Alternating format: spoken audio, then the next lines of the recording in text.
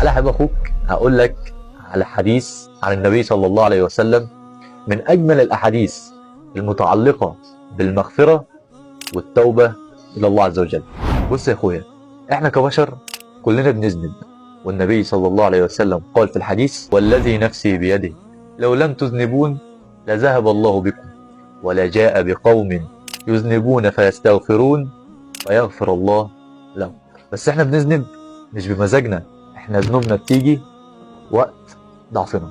مش معنى كده ان احنا لما نعرف ان الله عز وجل يحب التوبة ان احنا نذنب ونقول هنبقى نتوب بعدين. بص يا اخويا، مش هو ده مقصد الحديث خالص. مقصد الحديث هو ان الله عز وجل يريد ان يقول لك ان انت ممكن تقع في ذنب من الذنوب بس ساعة ضعف، والشاطر هو اللي يتصدى للذنب ده بكل الطرق